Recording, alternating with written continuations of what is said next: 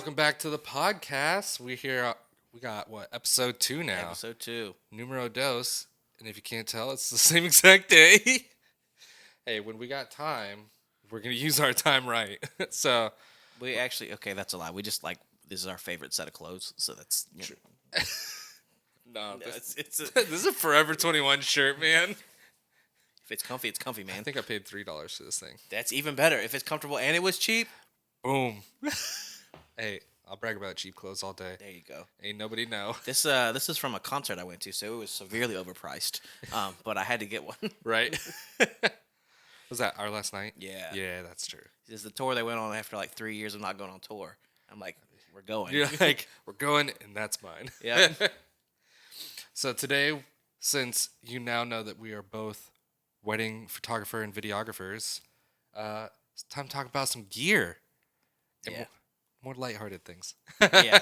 Not last episode was very real. Very it got hey, real. get to know us on a very personal level. And Right. This one's gonna be more like, hey, this is what we do, and maybe our loadout can help you either downsize for one, because you may be taking way Yes. too much stuff, True. or you may realize hey, I don't I'm have trying enough. to get to that next price point. I'm trying to raise my prices and get the bigger clients. Yeah. Maybe I need to invest in some more stuff.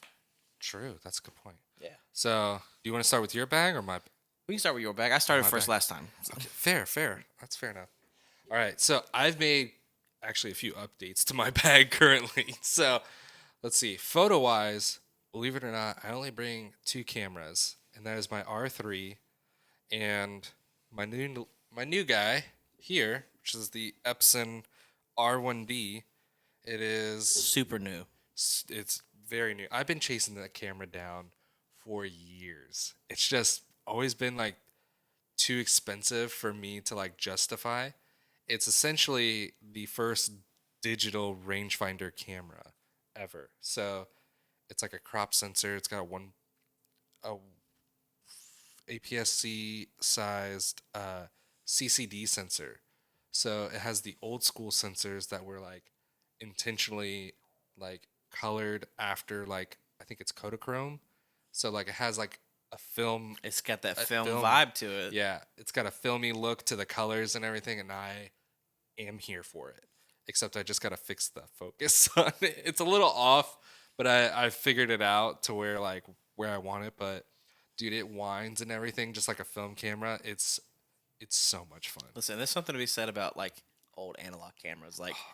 Digital cameras are just great. hits They're different. great, but having the tactile feel of knobs and Oh, yeah. buttons and levers, you can't replicate it. Yeah, and my clients all think it's film, but I edit like film anyways. So it's just more digital photos, which I don't know, because if you've been seeing them Kodak prices, dog, why is Portra $25 Oh, a listen, roll? when we That junk is so expensive. when we swap sides of the table here, I'm gonna lay something on you that Oh, you may or may not know about what we're doing now on our side. Okay. And it's gonna tie into episode 1. So if you haven't seen episode 1 or haven't listened to episode 1, it's gonna kind of tie into something we talked about. So go watch that first, But and then come back okay. here. But I digress. okay. But quick little break. I'm drinking G Fuel. No, we're not sponsored yet. Keyword yet. G Fuel. If you watching, dog, I love your energy drinks, and I don't drink coffee. Those of you who remember season 1, I don't drink coffee at all because I just hate the taste of it. It's not sweet enough. G Fuel, on the other hand, y'all got some fire flavors, and I've never had this one yet. Dude, what even flavor is it? Is that Pac-Man flavor? It's Power Palette Cherry Lollipop, Oh, wow. Okay, that's a mouthful. right? But dude, they always have the dopest graphics on these. Every single one. I drank one yesterday and had Naruto on it. Oh, perfect. And I was like, the first sip, straight peach. And I was like, oh, this is so good. Sweet peach, dude. It was so good. Listen, But- I'll tell you something that you specifically have put me on is the C4 energy drinks, right? Dude. The Starburst flavor, Starburst the Warhead good. flavor. I don't like sour stuff. Let's just kind of give you some context. Me and sour stuff, not friends. And Chris had one day, and I was like, "Ooh, how sour is that?" And every time I ask somebody how sour something is, and they tell me it's not that sour, I inevitably, and I love you, but I It's fair. initially believe oh, they're lying, Yeah. right? but it wasn't. I tried it. I can't handle sour I stuff. got one, and it was actually really good. You It's got a so lot of like the Warhead flavor, the candy flavor. I think. Wait, are you talking about Ghost? No, it wasn't the Ghost one. It was C4 now has a Warhead flavor. Oh. I know what you're talking about, the Ghost one. I had that one too. The sour watermelon. Yeah. Ooh, that's a good one. But C4 had one, and you get a lot of like the candied flavor to it, but not a lot of the sour, which is nice. And they have like I think like a Starburst flavor, a Skittles flavor, which is great. And you're like, oh, it's gonna be like super sweet and sugary. Again, it's not. It's Okay. it's the other chemicals that'll end up killing you Right. in 25 years. It's fine. I'm not living that long anymore. Right, but they're actually really good. So Yeah. This one's solid. It's literally cherry soda. there you go. So I don't know if there's supposed to be another flavor in there, but it's cherry soda, which G Fuel I'm okay with. Like you can send a pack of this.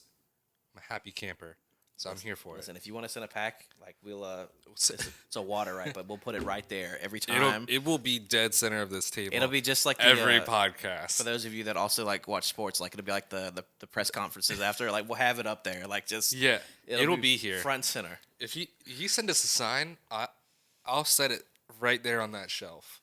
It will be the center of the podcast. You'll get your own 30 Right. seconds every time. Absolutely. But yeah, so we got the Epson. So that's what I've exchanged for like a film camera.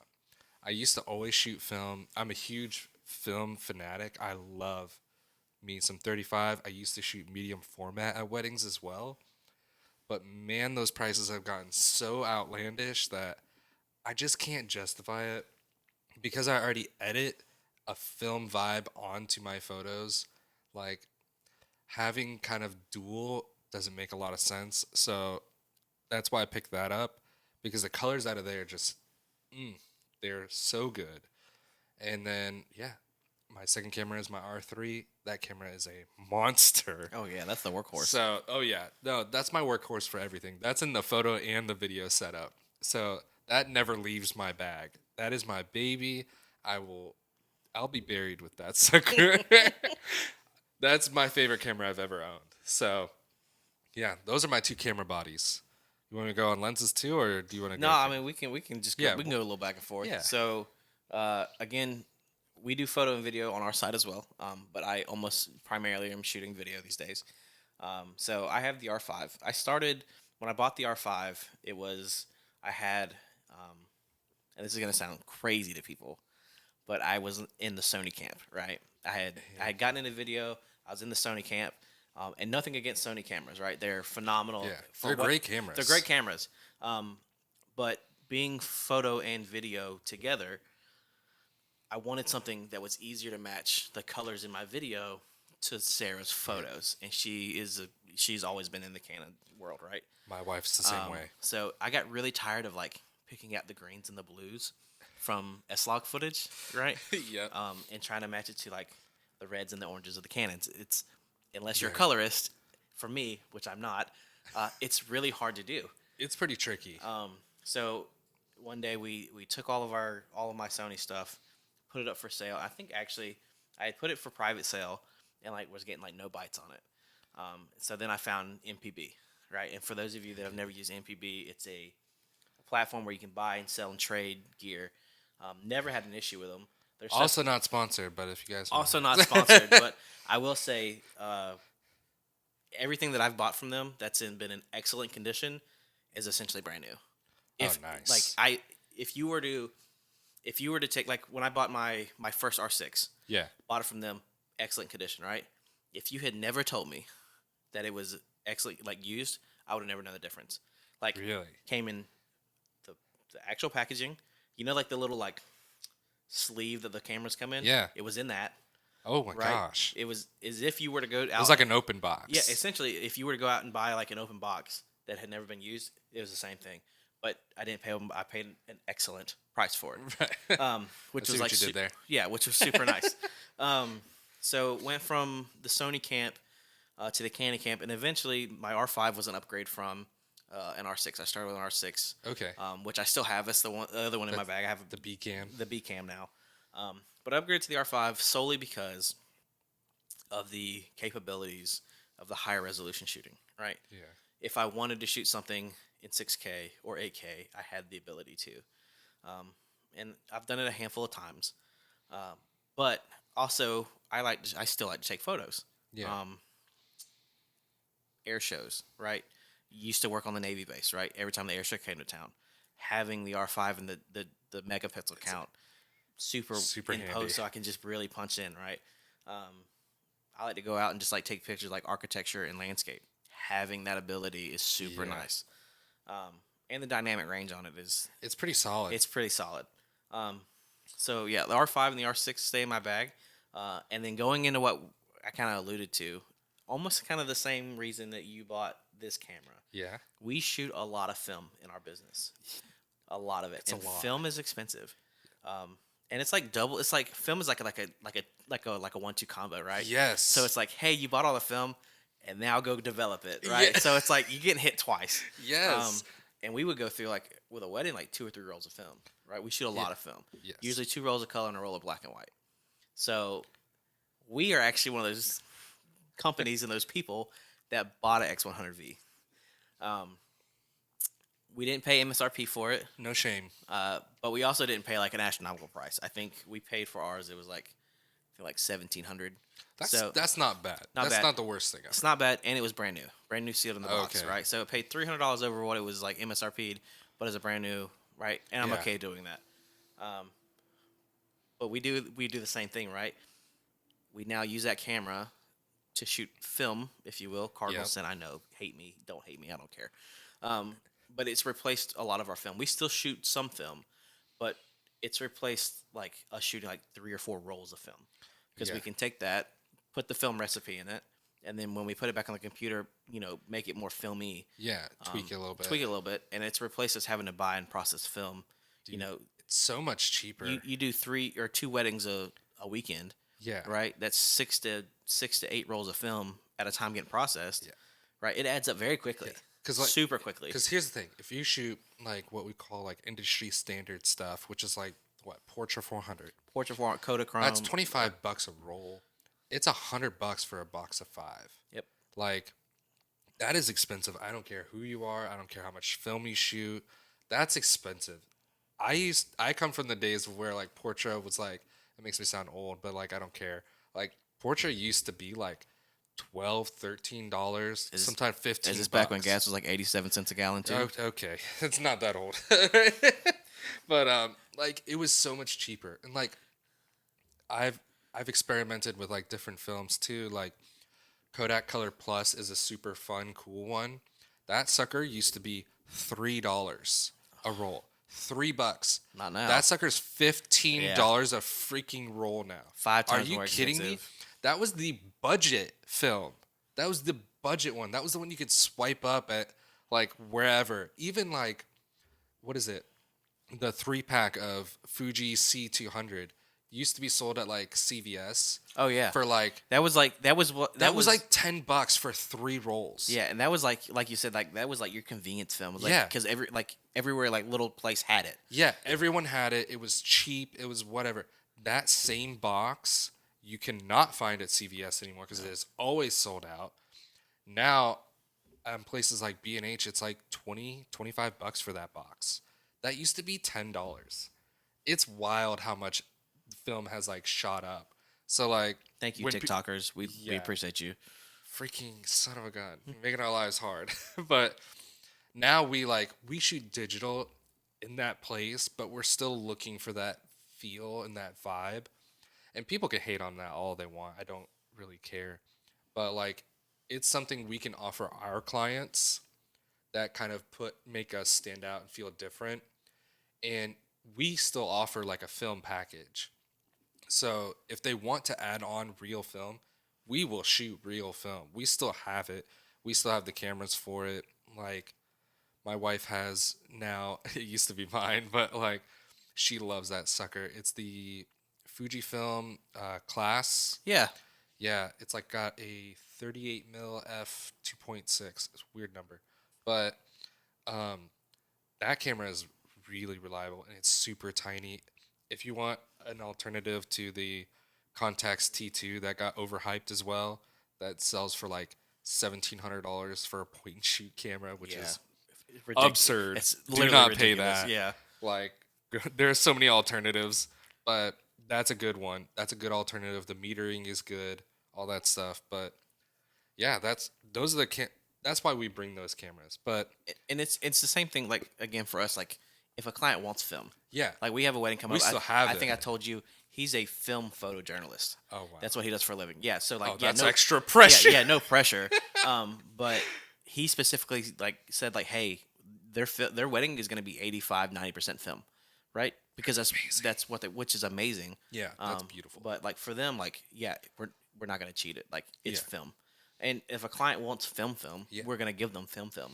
But by going like I call it like a digital film route, Yeah, I can save the client cost, still deliver what they want, and give them a premium product. yeah, because at the end of the day, it's an experience. Yeah. Is what you're giving them.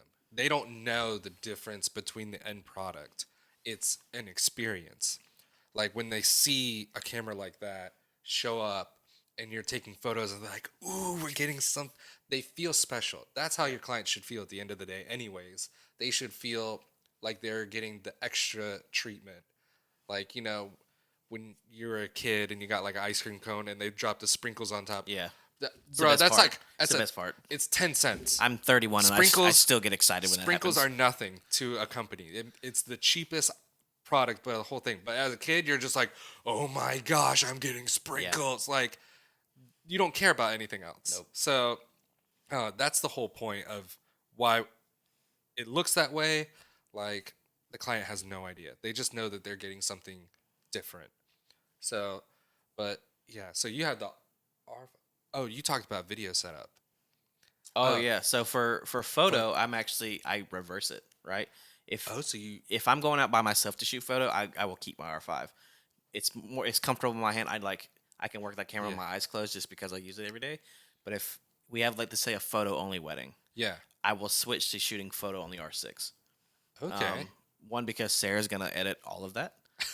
Like she's our photo girl. Like if it's photo related, I've shot photo only weddings for our company, right? Yeah. At the end of the day, she's gonna hand touch every one of those images, and she shoots on R6. So by being able to replicate the exact workflow and the exact files and everything like she does, That makes it makes sense. it a lot easier. Yeah. Also, the R5 files are massive. Oh, they're huge, dude. They're huge. I think on a 128 gigabyte card, if I'm shooting like full size files, I can get like a third of the pictures the R6 Oh can. my gosh. It's beefy, Yeah. Beefy boy. which is great if you're shooting it to be able to like have that Yeah. reach afterwards. But like in a wedding, what? you don't really need that. No. It's so overkill. It is. But and then going back to kind of like our film stuff, we Yeah. also shoot Super 8. Oh, nice. We have like it's nothing special. It's a Canon 310 XL. Works fine for us. And we've gotten some really good stuff out of it. Nice. But that's another thing, man. Like Super 8, like you can try to digitally recreate it, but you can't.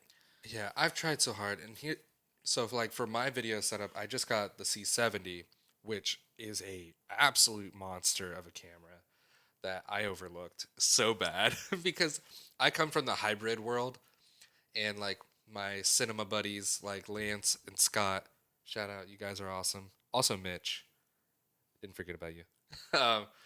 I didn't have that background.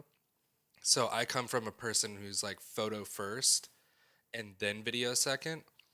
And then for a lot of my work, I did both at the same time. So I needed something that bounced back and forth. And I mean, cinema gear it's expensive. Oh, yeah. A lot of it's like you have to dial in a lot of it manually There's just so many more things you have to put your hands to on. keep a track of. And then the hybrid world, it's a lot of it is done for you. So especially like focusing. Yeah. Which I can rant on about the differences between the R3 and C70, but they're both monsters when it comes to video. But the C70 beats the R3 out of the park all day when it comes to video. But as Because it should though. It should though, If because it does not take a single photo. if it didn't, there'd be a bigger problem. Right. Very true, It should yeah. when it comes to like video, it should be extremely lopsided. Yeah. Which it is. It is. It is. But yeah, so that's what I use video wise now, and it has just been just. I shot my first wedding like, what's it been? 2 weeks now, or a week and a half. Time flies. But Yeah. shot my first wedding on it, and I was like overjoyed to shoot C-Log 2 for a whole wedding. But I was more surprised at the battery life.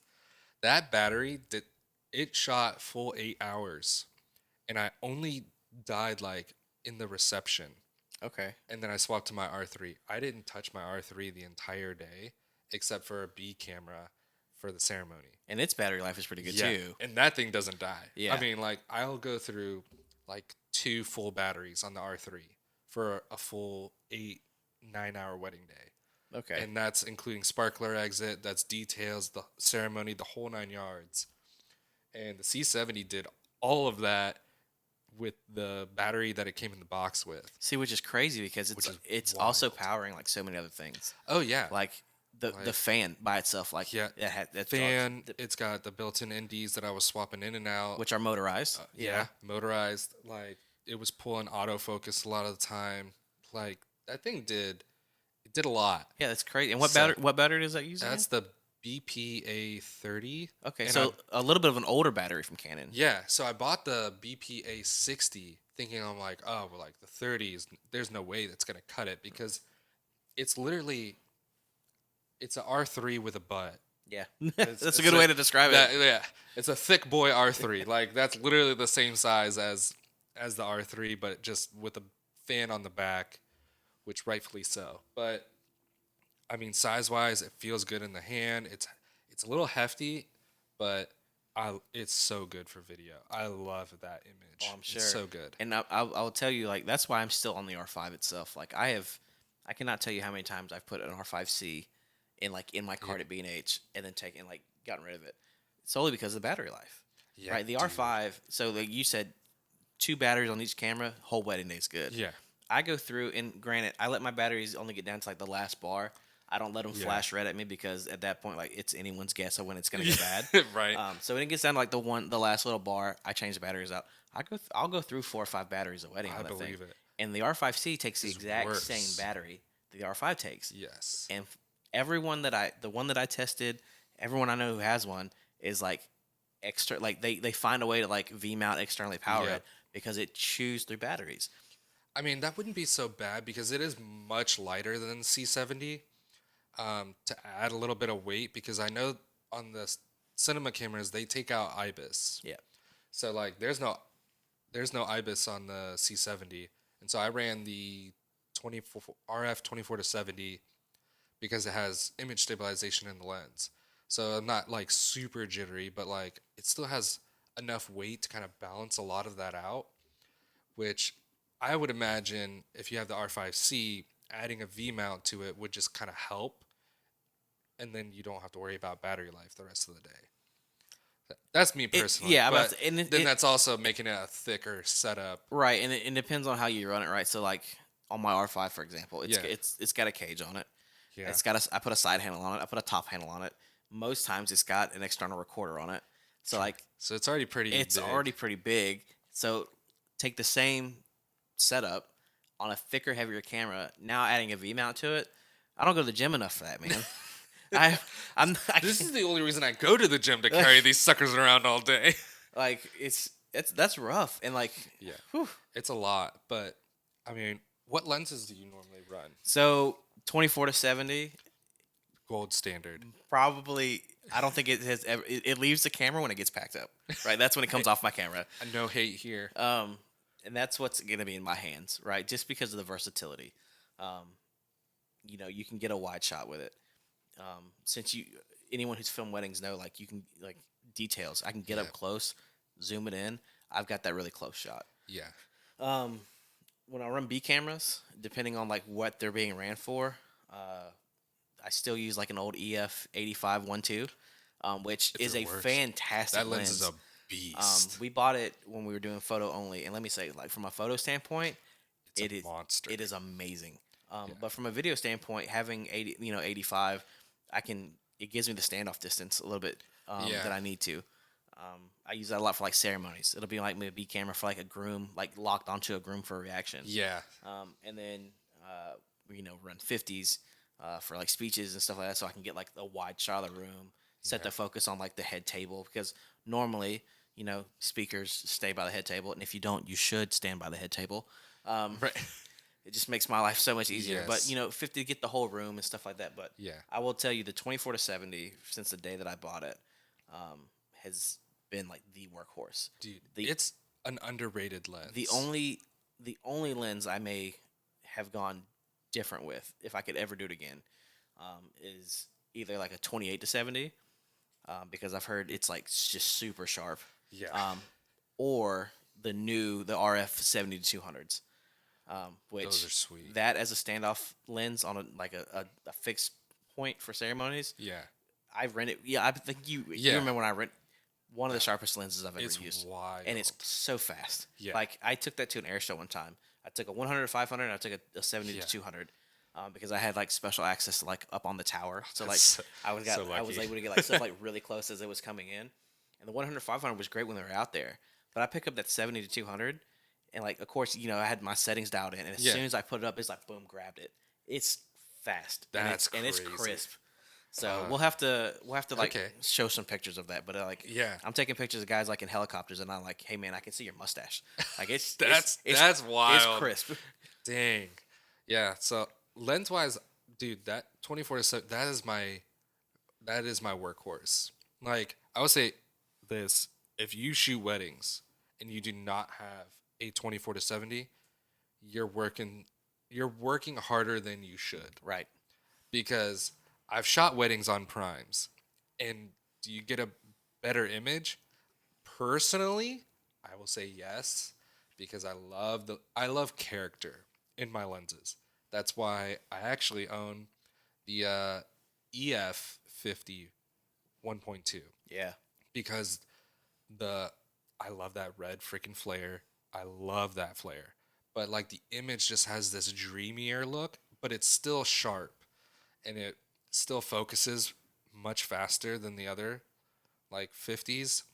But okay, so I rented the RF 50, and it is too perfect. I don't like it. It's just too good. It's too clean.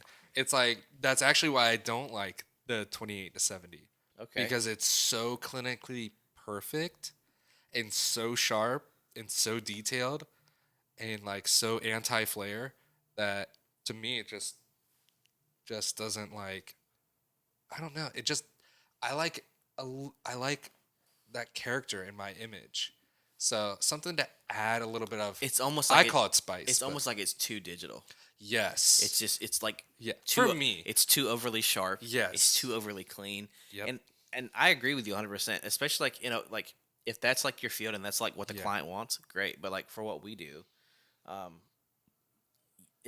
it can be too much. Yeah, It's to like me, again, it's just way too sharp, especially to me for video, because I like having some sort of like texture or something that gives the viewer like something that adds a little bit of feeling into it. Right. And when something is too perfect, like they can't connect as much.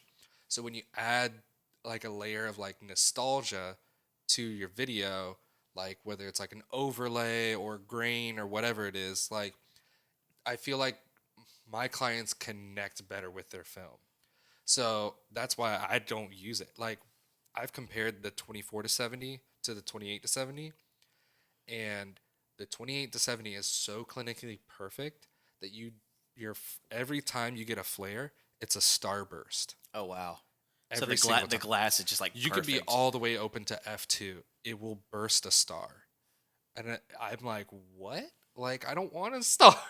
Canon I just, don't want it. Canon just did a good. I mean, too good great of a job. Like if that, like my wife loves that lens. It does not leave her camera. That's her favorite lens. So for her, because she does photo only, like she loves that lens. You could not take that from her. She will fight you for that lens. But like for me personally, it doesn't fit the way I shoot and doesn't fit what I want out of my image. So, but the 50 though, straight butter. Right. Give me that 50 all day long. I even threw it on my C70 for a little bit because I can open it all the way to 1.2 with the speed booster. Dude, wow. That paired with C-Log 2 is just it's another thing. It looks so good.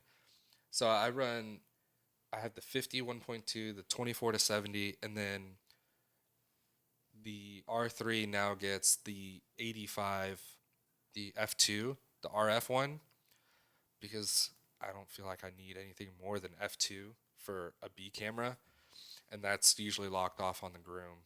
Right. And that's, I think, yeah, video wise, that's all I run. On this little guy, he's got a 28 1.4 from Seven Artisans. I had to read the lens cap. I forgot. Oh, it's still But brand new. It's still yeah, new. it's so still new. new. To you, yeah. I still have to adjust the lens to get the focus right because it's still off a little bit. But that lens is really good too. I like that one. So I like character in my lenses. So I will probably not buy anything new, but I really want to buy I think it's the cinema version of the 18 to 35, Okay. but it's like a T I 2.9 or think it's something. like a 2.9 or a 2.3 or something like that. For the C70, I want that so bad because it mounts directly onto it like RF. There you go. And oof, that lens. I've seen so many things shot with it, and it's just phenomenal. Speaking of lenses, I think we need to restart that camera again. Sorry Yeah. about. I'm so sorry about that, guys. Like, so if one thing we have learned from this is that the R5 is also not a good for this. So I promise you, starting with episode 3, we are not going to have this problem anymore. We're gonna fix that. So I do apologize because it's supposed to be uncut. So like It's all right. Things happen. But things happen, but starting episode 3, it won't happen. won't? It Okay. will not happen. So you might see like a new an R8 or an R10 up there. Oh. Right, just so that we can record for longer than 30 minutes. So just plug it into the wall. again, don't get me started on what Canon gives. Again, I mean, no one needs a 600 megapixel photo out of the R5. I just want to be able to record for more than 30 minutes. right? Like I feel like they should just give it to us already. Like, every new I camera. don't own an R5 anymore. I had it. It's a great camera, and it's a workhorse of a camera too. Like that thing's a beast. But I don't understand that little restriction. Even if you're shooting, because this is a podcast and it's easier to stitch and we have controlled lighting in here. Like I have his R5 set up to 4K 24 in IPB compressed. That does not overheat any camera, and you can shoot that on any camera like for forever. Not this one. Yeah, not this one. I don't understand that. And that's supposed to be one of their top cameras. So, from what I understand, it's never been a camera limitation thing. It is, and I could be completely wrong, So I'm sure someone who listens to this is gonna be like, "No, you're an idiot." From what I understand, it was an FCC regulation from way back when. Yes. They said like nothing can record for longer than 30 minutes because of X, Y, and Z. It's because then it would be considered a video camera and it has to follow Right, different laws. and there's like different stuff. taxes and stuff like that. Yeah. Well, every new camera that Canon's pushing out doesn't have this limitation. And I promise you, there's not like some like little analog no. something that's like, 30 minutes, shut off. Like, Right? push the firmware. Yeah. Push the firmware. Here's the thing. If you don't want it to overheat Canon, just unlock it for like the IPB modes then. You're not shooting all eyes, so like why there's not enough information to process for it to overheat. Or even just let it go. And if I overheat it, cool. I'm the Yeah. guy at fault. Like, Right? just push the firmware. It's a simple thing. I know it is. There's no way it's like hardware based Absolutely not. There's no way. because there's people who have gone around it all the time. And your recorder. yeah, you put the recorder, Yeah, the you slap the external on it, recorder and you're good to go. Nah, I don't get it. Push the It's firmware. freaking Canon. But yeah, so that's what I run the lenses, and then I run the Polar Pro NDs. Obviously not on the C70 because that has its own, but like the Polar Pro ones I like a lot. I used to use the Moment ones. So if you're on a budget, the Moment ones are still really good. That one, I have one on my Fuji, which has a 17 to 70. I think it's a 67 millimeter thread. but that has a 2 to 5. But I'm always all the way at 5 because Always, yeah. in F-Log 2, dude, the ISO is at 1250 for the base, and it's like I can't crank it down enough. Right. So maybe I just have to buy the 6 to 10 or 6 to 9, whatever it is. Listen, I've been running variable indies since like we started shooting video, which are great. Again, if you're on a budget, which everyone starting out is going to be on a Right. budget. 90% of people are going to be on a budget, and for like a lot of dynamic, different situations, they're great. Yeah. But I am very quickly moving into that camp of like, I call them prime MDs, right? Okay. This is 4 stops. Okay, cool. I need more. I gotta swap it out. This is 12 stops. Yeah.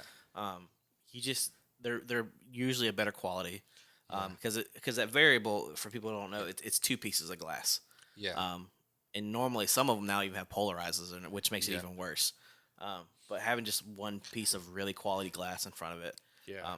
Don't ever put unquality glass in front of like quality glass. Right. You spent $2,000-$3,000 on a lens. That's why I don't understand the UV filter Don't thing. put a $30 filter in front of it. Yeah, Like, you're don't doing do yourself that. an injustice. I don't get it. It's like they're like, "Well, I'm protecting my lens." I'm like, "Yeah, but you're also turning your quality into trash." Like, Yes. if you done spent $2,000 on a lens, why are you only spending $50 to put a little crappy piece of glass, if that's even what it is, on in front of all that glass that the company spent so much time to like develop, research, R&D, all that stuff to make sure the right glass is in there? You're just ruining all of that they just did. And here's the thing: a lot of people don't think about too with like these lenses, unless you're doing like something extreme, like They're tough. they're sapphire coated, right? That front element is sapphire coated, which is extremely tough. Beast. It's almost it's the same thing. Like if you look at your iPhone cameras, like Yeah. the coating on the back is that sapphire coating, and how many people like those go in and out of your pocket with car keys, like all that. I want you to trash. take your phone out of your pocket right now and look at the camera lenses and tell me how scratched up they are. They're not. So unless like I get it, like Yeah. okay, cool, I'm shooting like a piece of the Baja 500 out in the desert. Right. Put something on it. Okay. I shoot motocross events. Okay, cool. Put a filter on it. Right. Like stuff like that, I get it. But like as wedding photographers, take it off. Take it off. Take it off. Unless it's an ND filter, and I don't know. The reason I went with Polar Pro is I see less color shift with in between my lenses. That's also the hard thing about Yeah. having older glass is you don't know if the coatings are holding up as well. But that also is what kind of gives it its character. Like I used to have an old screw-on Pentax lens that was like a 35 f2. That lens was sweet, but the coating yellowed Oh over yeah. time, and it was like hella warm. It was And so there's, warm. And there's nothing you can do about No, that. it was like I just started using it for photos, and then I was like just gravitated away from it, and then I ended up selling it. Got like $30 for it, Man, but it's what it, lunch is lunch. right. So, but like, yeah, indie filters, invest in them. I know they're not as cheap as you want them to be to get a quality one. Like, I think the price jump goes very drastic. Yeah. Like, it goes from like what, like There's a $100, and then Moments V and Ds are like 250, 300, and then Polar Pros is around the 300 mark too. yeah. There is they do jump a lot, right? You can get some really cheap ones. Yes. And I think like who is it? I think Peter McKinnon Yeah. made his own variable, and they're like, That's what I have. yeah, and it's but it's if you're gonna spend If that you're gonna money, do it, you might as well. do it right. Yeah, Yeah. You're gonna And just get buy like an 82 mil thread, and then just buy some step up rings. Yep. And you can use that. Use your gear. Like, Yeah. don't, I mean, if you have the money, you could buy one for each one, but like, I don't want to run that much. Like, so I'll just move that around. But I'm a minimalist. I limit how much gear I have. So like, for photo, I literally only have my 50, my 24-70, and then that little camera. That's it. I run very minimalist. And I think a lot of people can kind of take something away from that as well, because I see it all the time, and you do too. You go to yeah. weddings, and people just take everything they own, right? Everything. Or if they go travel, right, they take everything I they don't get own. it. Um, I mean, I get it because I was that person. So I shouldn't hate too much, but like, I get what you're thinking, because you're thinking like, oh, but if I had that one lens, Yep. I could have gotten this, this, and this. And it's like, in reality, most of the time when you show up to a location, especially when traveling, like you've never seen it before. Right. Like, it's actually overwhelming because you have too many options, as opposed to something like my 50. I love that lens in and out. I know that lens, what it's going to look like in every scenario. I know how to make it wider for photos. Like, you start learning different things like the Brenizer method and stuff like that. You can make your 50 more so look like a 35 because you know how to stitch everything together. Like, but I have that lens mastered. So that lens goes with me everywhere. And then it's for everything else, 24 to 70. It really will. It'll Yeah. anything that you need it to do, barring like, oh, I just Yeah. need like some ridiculous reach for something. Yeah. It'll do it, right? But It gets you enough. I feel like there's enough versatility in that lens to get you what you need. yep.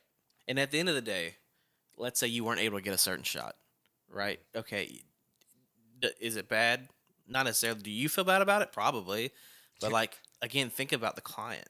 Yeah. Client doesn't know. The client doesn't know. The client never knew that you wanted to get that shot. Right. And at the end of the day, that 24 to 70, I will guarantee. I would put my last dollar on it right now.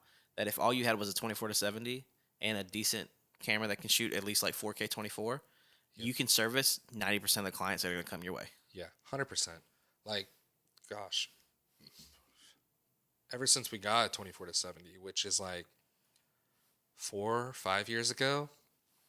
No, I bought my first 24 to 76 years ago. And ever since then, I've made sure I always have a 24 to 70 in my bag, guaranteed. Every wedding I go to, I have one. Travel, I have one. It Like, really is just the perfect focal length. yeah. It's just, it's designed to be the workhorse. It's designed to get wide enough for every shot you need and tight enough for every shot you need. Yeah. Everything I feel like outside of that is more personal taste, which I'm here for. Like, I already told you, like, I like my vintage lenses and stuff like that. So I don't know. I like the character and stuff. Obviously, the 24 to 70 doesn't have a ton of character in it. It's very perfect, but I know how to adjust it to where I can get what I want out of it. But audio wise, what do you run? So audio wise, I just have like a standard. I forget the name. It's one of like the older Rode shotgun mics. Okay. And it comes out of the bag sometimes, depending on like the situations and the scenarios and stuff like that. But 9 times out of 10, I'm running the Rode Wireless Go 2s, and they get a lot of hate. Nice. They get a lot of hate. They do. But I have never personally had a problem. So I know a lot of people like the Tascams, lot of like people like the Tascams. I think what is it the DR10. DR10 or yeah, I think it's Yeah. the DR10Ls, which is another. They're great. They're great. They are great. I just when I first bought my stuff, I didn't know about them. Right, and again, Yeah. you don't know what you don't know. Exactly. I didn't know about them, and I saw the wireless Go 2s. I'm like, oh, it's great because you get two mics. They're wireless, and then you get the transmitter where I can like see in real time, like the audio Yeah, the levels. audio I levels. can mark each one individually from the transmitter. So like when someone starts talking, I can literally push a button, and then when I export it, it'll be flagged at that point. So it makes it easier for me to that's like nice. figure out, what I'm working with. But they're great because you can use them with a lav or without a lav, right? So they're That's they're huge. kind of Yeah. versatile. And then obviously the X8, That is. that's what's getting plugged into house audio, DJ soundboard, speakers, 32-bit float. It has It's auto. a beast. Yeah, it has auto gain in it, which again, hate me. I don't care.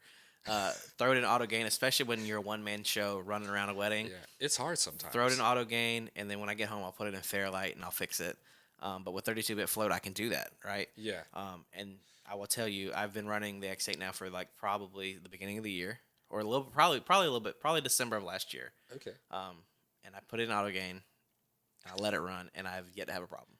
Dude, it's a beast of a recorder. I don't know if there's like enough videos online about that thing, but man, if you do weddings or like you need more so like professional features with audio, the X8, in my opinion, trumps a lot of the other recorders. Like, I know Zoom has like the Handycam ones, like the H4n, which is like for the longest time was like the industry standard. Yeah. Like everyone had an H4n, but now like after using my X8, H4n I will never touch because it doesn't come remotely close to every feature and stuff like that that my X8 has. Well, I mean, it's wild. for the price that you pay for it yeah, and the that's amount it. of stuff that you get, right? Again, I think I said on a previous episode, like 4 XLR ports, which they also double if you pull. Yeah, You can put a 1/4 inch into quarter it, inch in. right? So it's XLR and 1/4 inch in the same Yeah. input,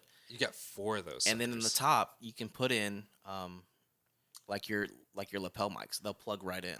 That's so dope. So essentially, you could have 6 different microphones, 6 different inputs, running simultaneously, all set to their own individual stuff, all 32-bit float Yeah. at the same time. And it records all 4 separate tracks, and then it will also give you a mixed track as well. Yeah, not That's insane. not to mention that it can run off just your standard batteries, Yep. right? Or you 4 can double A's. or you can put USB-C power to it. Yep. And for like what we're using it for this, it can provide phantom power, Yeah. which is huge. Crazy. Dude, I've hooked up to some like DJs and they're like, "Is that powered?" And I'm like, "Yeah, why?" And they're like, "You'll need power." And I was like, "Well, I got power." Right, So it's like, turn phantom power on. yeah, it's like any issue that can come up, like you already have a feature that solves that problem. Priceless when you're out in the field or like at a wedding where you obviously can't just leave and go home Right. and grab something. Like, Dude. And then you get you a set of headphones, like some studio headphones to plug it in. Yeah. You can listen to what you just recorded. Monitor So everything. you know for a fact if I just got those vowels, listen to them real quick. Okay, they're good to go. oh yeah, and like I know it's kind of overkill, but like I use this same mic setup from like my TikToks. Yeah. So I can get better audio, because I have the gear. Why not?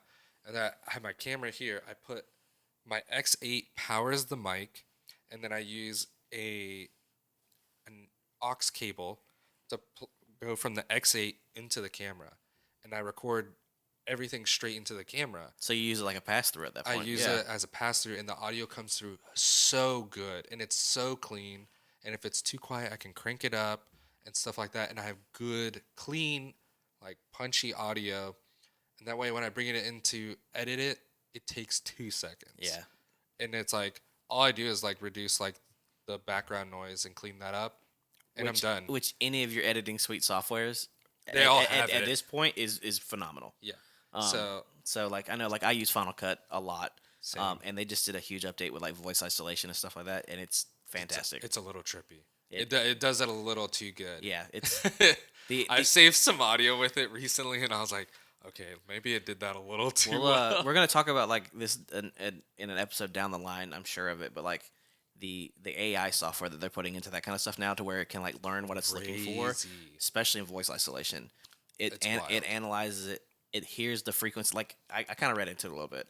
It listens and looks at what frequencies that person's voice is, that range, and then everything else it just gets rid of. So it's What? learning what bandwidth that person talks at, enhances that, and just kills everything else. That's wild. Yeah, even a year ago you didn't have that. No, So you had to do it You yourself. had to do it yourself. You had to literally put it into something and listen to it keyframe by keyframe. Like, okay, up, down, and get rid of that. Now, it's like Gosh. the software now that is like working on its own is making lives, especially in our field, so much easier. Oh yeah. Um, It's like scary, like because like I know a lot of people like that's been their job, like even like so. Oh, R3 died. Cool. Finally, perfect. I shot 2 weddings with that same battery. Oh, look at that. All right, so we're gonna put another battery in the R3 if you want yeah. to. No, we'll pass it for now. It's Okay. fine. I don't need to look at the camera that much, but yeah. So audio wise, like that stuff, X8 highly recommend. I have the X8, and then I also run for my lavs. I do it's the Zoom F2, because once I got a taste of 32-bit float, I'm like, all of my audio recorders have to be 32-bit Couldn't go float. back. I can't go back. It's way too easy to set up. I know I have everything. So as far as I can tell, the F2 does an auto gain, because every time the audio is so consistent. that every time I bring it into my software, all I have to do is like reduce the noise in the background, and it's like pretty much there. That's perfect. Yeah. So I might have to like raise or lower the level like 1 or 2 decibels. That's it. And so that's after using that recorder, I highly recommend that one. The nice thing is that one has blue, or one of them you can get the version with Bluetooth. Highly recommend that one. Cause like you get that weird doubt in your mind when you're Yeah, like, for sure. shoot, they're already up there, and I can't run up in the middle of the ceremony and double check if it's on or not. It has Bluetooth. You could bust out your phone and open the app, and it will connect, and you can see if it's rolling or not. I will say the X8 doesn't come standard with that. No. I think it's like either like a $30 or $40 piece that you can I buy think so, yeah. that makes it Bluetooth, which that to me is That's like one of the pretty- only cons. Like Yeah, it didn't come Bluetooth like at the gate. yeah, that does kind of suck. Yeah, but- it does because we've all been there. Like Yeah. I know it's recording, but right. is it I really know is it for a really fact recording? I clicked it and I switched hold on, but like, Is it actually did I recording? do Yeah, that did I really, actually do or was that yesterday? It was, Yeah. Like, but yeah, those little features come in so clutch, especially like with the field recorder. It's like it's on him, it's Yeah. on the groom. I cannot check that unless I have Bluetooth.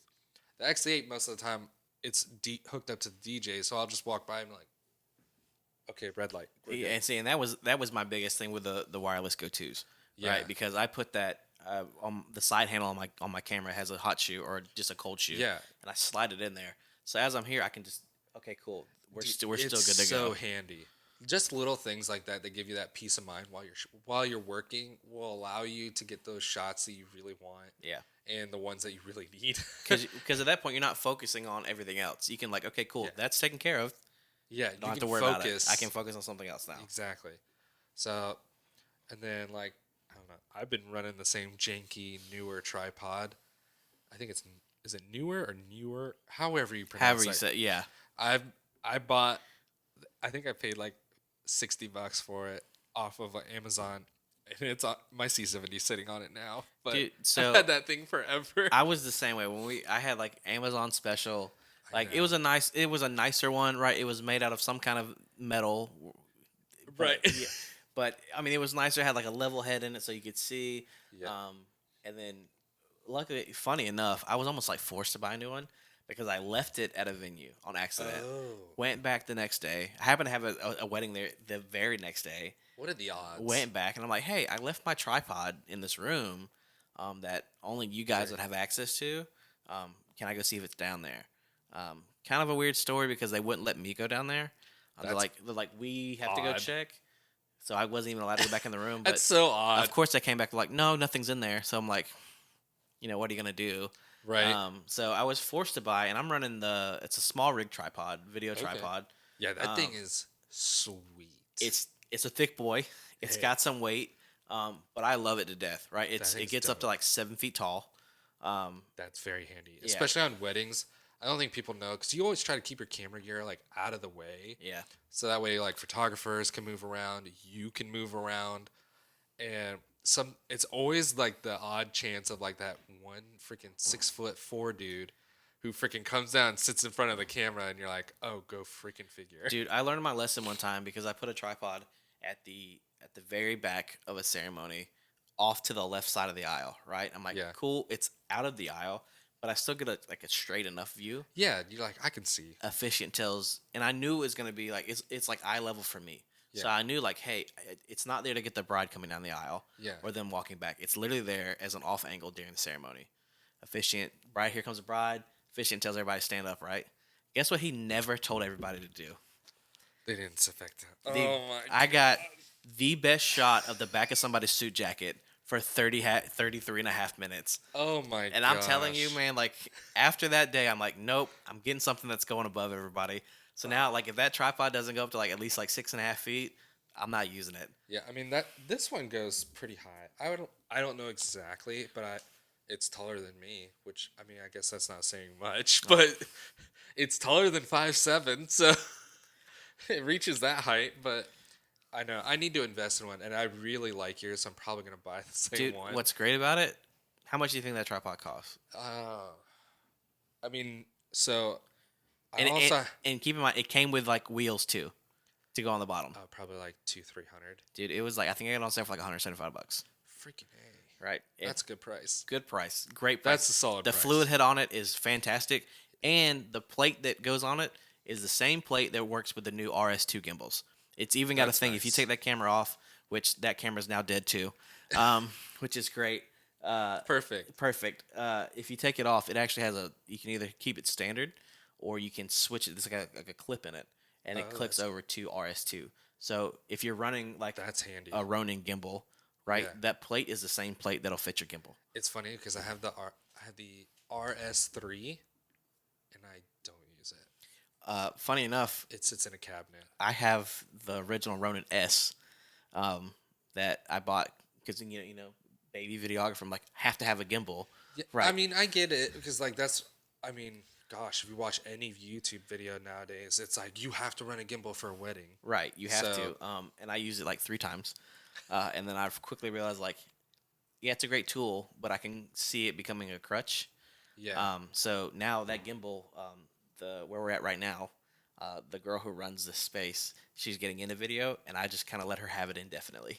So really fun fact about that. I mean, in my opinion, gimbals have their place, and I know a lot of videographers that use them. Like some of my good friends, like Courtney, like she runs on a gimbal pretty much all day, which I get it. If that's your style, go for it. Like, but to me, it became a crutch. Yeah. And like, I couldn't do it. I was like, it's nice to have, and for certain shots, I get it.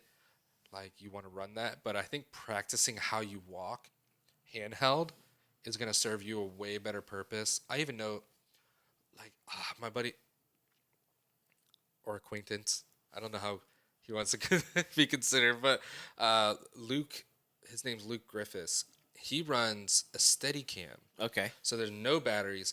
I would recommend that over a gimbal because that will never die on you. It will always be balanced as long as you know how to balance it. Like, and that can serve, in my opinion, a better purpose for those style shots.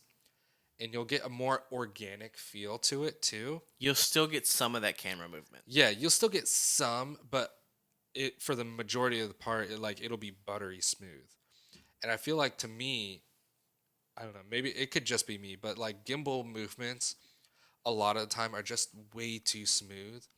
And then you get that one random robotic jerk. Yeah. That's just like, oh, dang, look at that shot. And you're like, oh, that ruined it for me. Yeah. I don't know. And to It's me, a very like calculated point A to point B movement. yeah. So to me, I just use, I mean, let's be honest. Majority of us wedding videographers shooting 4K 60, unless you are on a gimbal or a Steadicam, like then you can, Or on a Nikon. Let's just be real. or on Nikon. I feel like Nikon is just notorious for getting hate. They will just always get hate. Which is crazy because the Z9 is not a bad camera. No. It's actually a really nice camera. their new Z8 that just came out, that thing's a beast. Yeah. Props Nikon. You're finally catching up with the rest of the world. Bravo. Got tired of being bullied, man. You're right. Nikon's like, we're going to the gym. I'm feel tired like- of getting beat up. I feel like even though like however good their cameras get, like they will just always be the butt end Of like, course, man. It's that like the joke. Coast Guard. Right. But like I don't know. I love handheld. I love the look of it. That is me. And when my clients watch my videos before they hire me, like yes, I send out videos before they hire me because I want them to know what they're getting into and what they're paying for. So that way when they get their video, the expectation is there and they're not some weird like I don't know, hour and a half like video wedding film or something Listen, they think they're getting. 100%. So Anytime a client requests work, I'll send it to them. Yeah. Because it serves 2 purposes. 1, it serves their expectations. yes. But 2, now you're not going to hire or like work with a client that's not your client. yes. And that, I think something, especially That's very- with people who very are handy. newer to the industry, they're like, I have to get everything I have to get, right? Yep. You're going to get to a point where you're going to get real tired of working with a certain style of people Yes. or shooting at a certain style of venue. I know Yep. we both have. yes. And it's by sending them work and be like, this is what you're going to get, yeah. you can. It's trial and error though too though. So like you figure out those clients, you figure out what they're looking for, and you know how to kind of kind of dodge them and Oh, yeah, like bob and weave. you create your own red flags. Yeah. Right. So like when they come up in conversation, you're like, okay, I'll give you like one more. Yeah. But like if I get one more, like it's not a thing. Yeah, and then you also have to like just know that line Yeah. to draw with certain clients where they're like, "Well, we need this, this, and this," and you go, "This is what I delivered. This is in your contract. No, I can't do that." Yeah. Or you can give them the option like, "Hey, that's like $500 more." Yeah. Really. Like, hey, it is what it is in our industry. Like, you work hard to get your clients. You work hard to get that like that camera that you worked really hard for. If someone wants footage, like, in my opinion, they should pay for it. Well, and we talked about this. I want to say like at least like once a month, right? Just it comes up in conversation. Probably. That. And I no disrespect to coordinators. There are some coordinators out there that do fantastic jobs and work really hard. But the two vendors that are gonna work the hardest are gonna be your photo people and your video people, right? Because I have to. we're working with you beforehand, timelines, stuff like that. We're there the entire day, and then after the fact, your DJ's gonna pack up and go home. Yeah. Does not care. Your venue cleans Your up. venue's gonna clean up. Coordinator goes home. Yeah, I've got at least another 40 hours Easy. on your stuff specifically, Yes. right? So My job is not done. we are not still. done. We have so much work on the back end. So by making sure that you're working with the right clients and the right clients are working with you, Yes. it's going to make your life a lot less stressful. So much easier. But yeah, I think that wraps it up for what we bring. I like how we give like it's been random and we totally didn't plan it, but like these little tips that we've been giving off near the end of the episode on like weddings and stuff like that. Hopefully you guys like pay attention to those because that's like real life experience. Yes. But We are never going to just say something that we have not encountered Right. ourselves. Oh gosh, we'll probably have endless stories of like wedding gigs and all that stuff, and like running into different people and vendors and all. Oh my gosh. Endless stories. But Listen, if you're lucky, maybe later down the line we'll find a vendor or two and, Right. and talk to them as well. right. So hopefully you guys enjoyed this episode and kind of what we bring to weddings and stuff. So we'll see you next time. Peace.